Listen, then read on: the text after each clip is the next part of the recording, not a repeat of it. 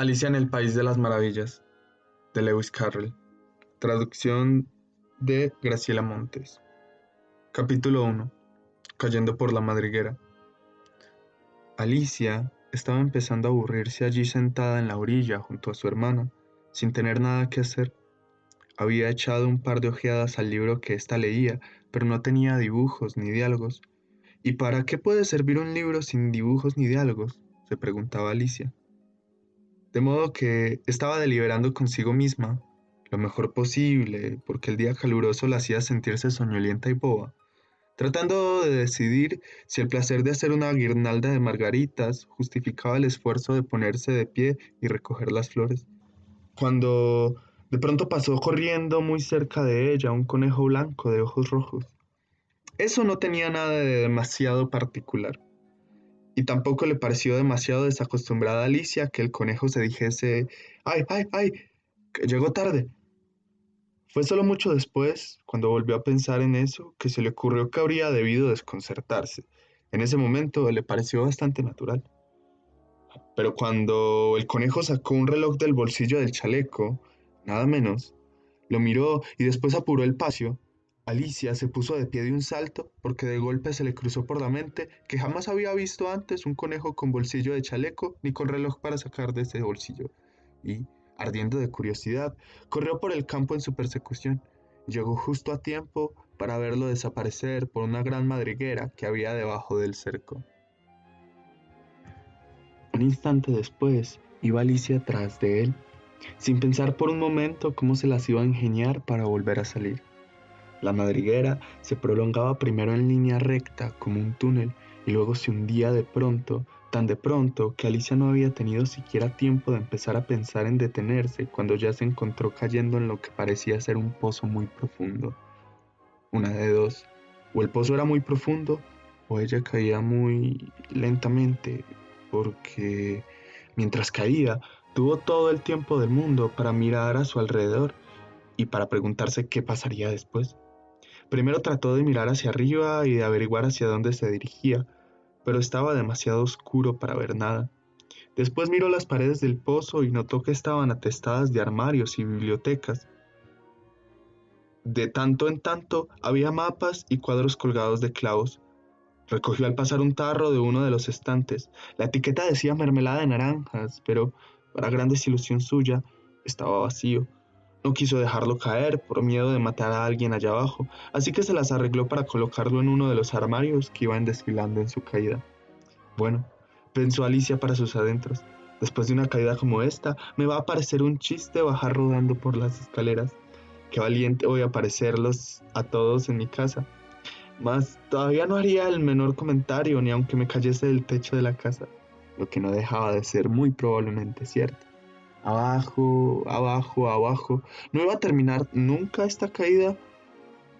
Me preguntó cuántas millas habré caído ya, dijo en voz alta. Debo de andar cerca del centro de la Tierra. Veamos un poco. Eso serían unas 4000 millas de profundidad, me parece.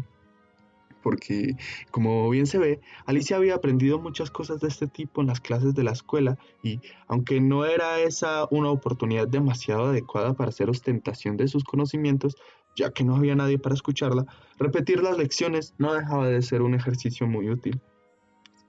Sí, creo que esa es más o menos la distancia, pero entonces me pregunto a qué latitud o longitud habré llegado.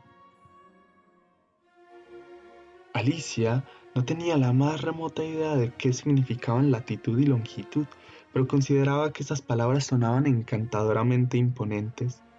Pronto volvió a empezar. Me pregunto si no terminaré por traspasar toda la tierra.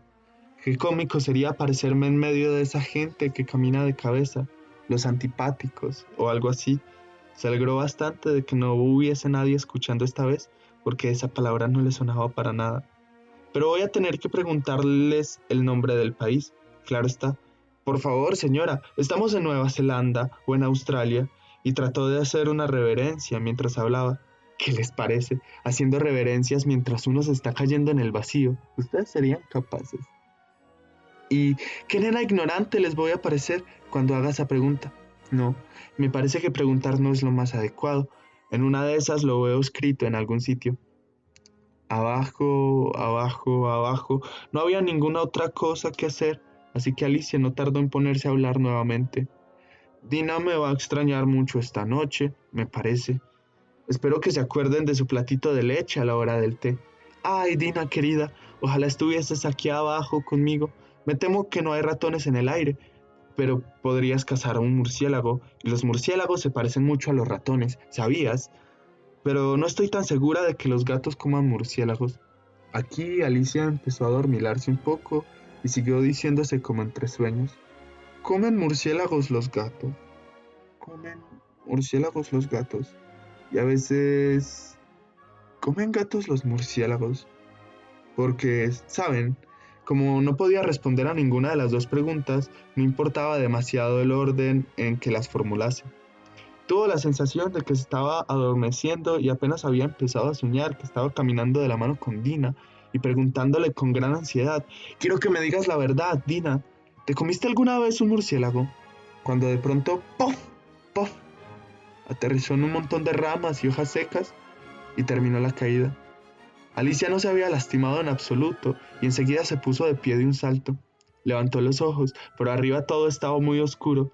Delante de ella se extendía otro largo pasillo por el que aún podía divisarse al conejo blanco que se alejaba apurado.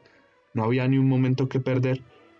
Allá se precipitó Alicia, rápida como el viento, y llegó justo a tiempo para oírle decir mientras doblaba un recodo: «Por mis orejas y mis bigotes, qué tarde se me está haciendo».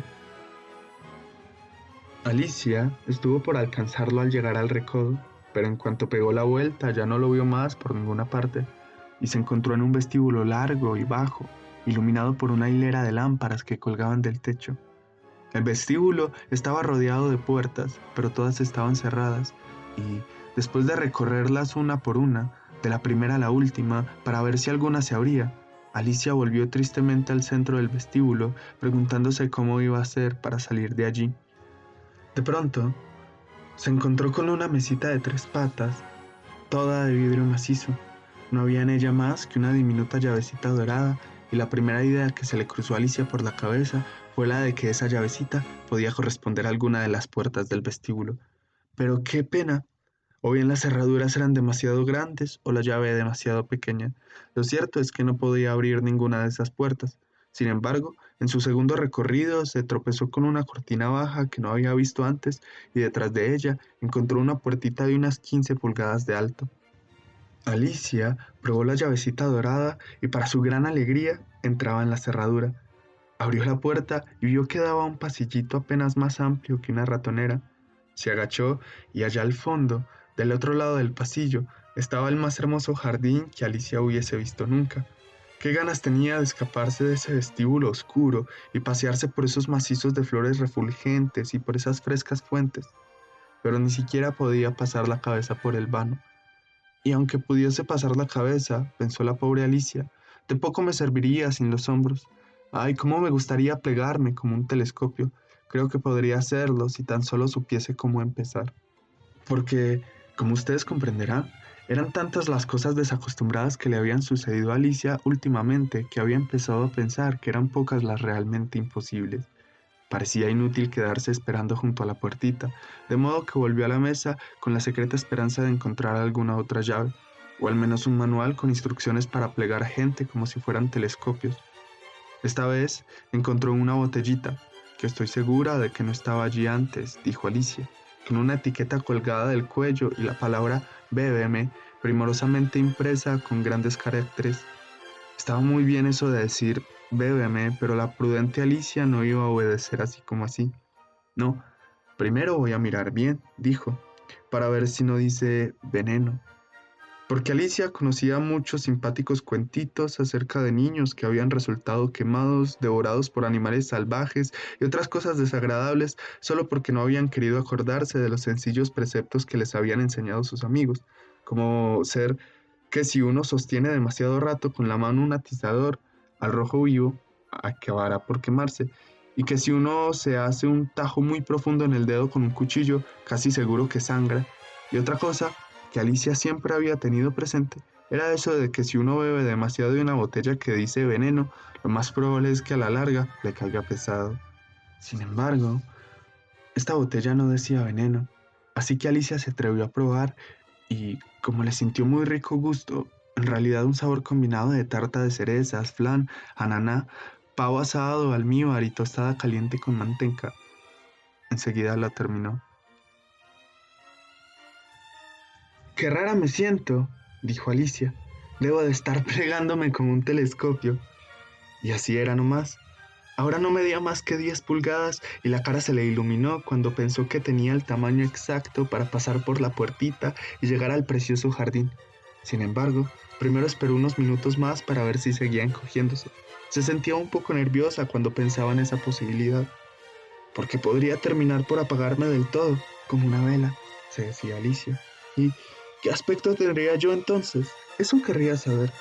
Y trató de preguntarse qué aspecto tenía la llama de una vela apagada, porque no podía recordar haber visto jamás nada semejante.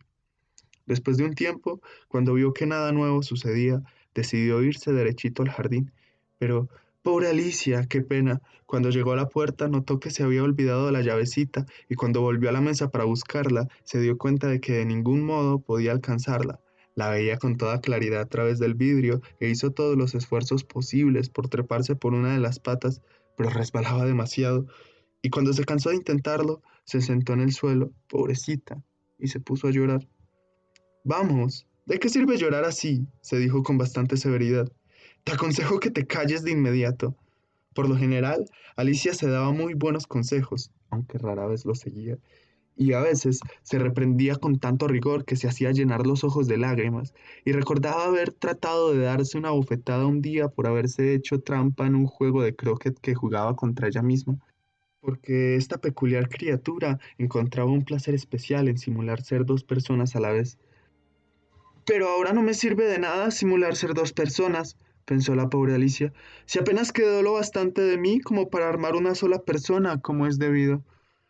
Muy pronto sus ojos tropezaron con una cajita de vidrio que había debajo de la mesa. La abrió y encontró en su interior un bizcocho diminuto con la palabra cómeme, escrita con pasas de uva. Bueno, lo voy a comer, dijo Alicia. Y si me hace crecer, voy a alcanzar la llave, y si me hace todavía más chiquita, podré arrastrarme por debajo de la puerta. De cualquier modo, voy a llegar al jardín, y no me importa lo que pase. Comió un bocadito y se dijo con ansiedad, ¿hacia dónde? ¿Hacia dónde? Mientras sostenía la mano por encima de la cabeza para controlar si crecía, se sorprendió bastante cuando notó que seguía estando del mismo tamaño. No cabe duda de que eso es lo que sucede por lo general cuando uno come bizcochos, pero Alicia se había acostumbrado tanto a esperar solo cosas desacostumbradas que le parecía bastante tonto y aburrido que la vida siguiese su curso vulgar. De modo que puso manos a la obra y muy pronto terminó el bizcocho.